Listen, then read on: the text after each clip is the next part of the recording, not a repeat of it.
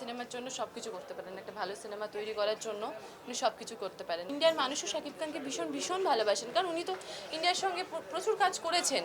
উনি আইস ব্রেক করেছেন আমার দেবদা মিঠুনদা এবং শাকিব খান দুজনের কাজের পার্থক্য। দেখো, আমি তো আমার সেই যোগ্যতা বা সাহস কোনোটাই নেই ওনাদের আলাদা করে পার্থক্য করার।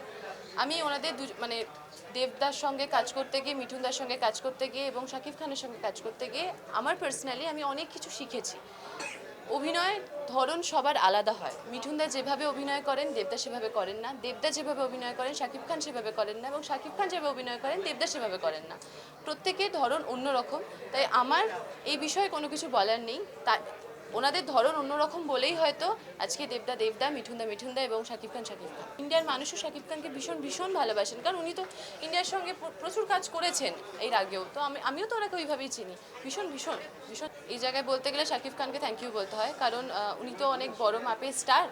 তো ওনার সঙ্গে কীভাবে গিয়ে কথা বলবো, কি বলবো না বলবো, উনি কি ভাববেন না ভাববেন, এটা যে কোনো সাধারণ মানুষের ভাবনা চিন্তায় আসবে। তো সেখানে আমি অতি সাধারণ।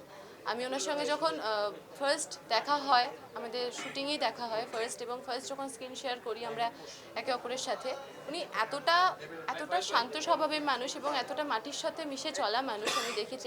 এত বড় মানুষ হয়েও যে কীভাবে পোলাইট থাকা যায়, তো ওই বিষয়টা আমাকে ভীষণ ভীষণ ভালো লাগিয়েছে। এবং উনি আইস ব্রেক করেছেন আমার, মানে বসুন্ধরা টিস্যু অশুদ্ধতার বিরুদ্ধে এক বিন্দুও ছাড় নয়।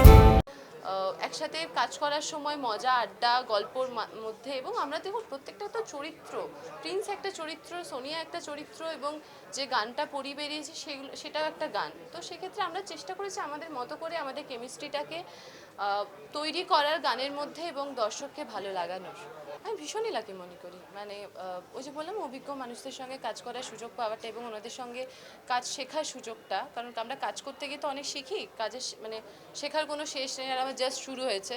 তো সেখানে শুরুতেই এরকম মানুষদের সঙ্গে, মানে শাকিব খানের সঙ্গে কাজ করতে পারার সুযোগ এবং ওনাকে সামনে থেকে অভিনয় করতে দেখা, উনি কীভাবে অভিনয় করছেন, কীভাবে ডায়লগ ডেলিভারি করছেন, কতটা পজ নিচ্ছেন ডায়লগটা বলার সময়, কোন দিকে তাকাচ্ছেন, বা ক্যামেরার এইদিকে ক্যামেরাটা আছে, যদি একটু সাইড হয়ে যাও তো তারপর এই দিক থেকে তুমি লাইটটা পাবে।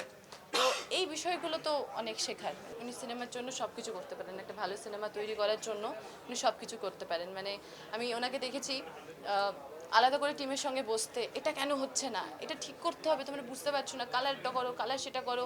এবং উনি এতগুলো দিন এই সিনেমাটার পিছনে আছেন এবং দিয়েছেন। উনি তো ওনার শিডিউল তো এতদিন ছিল না আমি যতদূর যা জানি, তারপরে উনি বাড়িয়েছেন এই সিনেমাটার জন্য।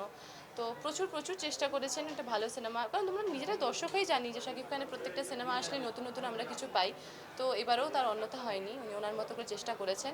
এবং উনি খুব শান্ত স্বভাবের মানুষ, খুব বুঝিয়ে চলা মানুষ, আর খুবই ভালো মানুষ, খুব ভালো মানুষ।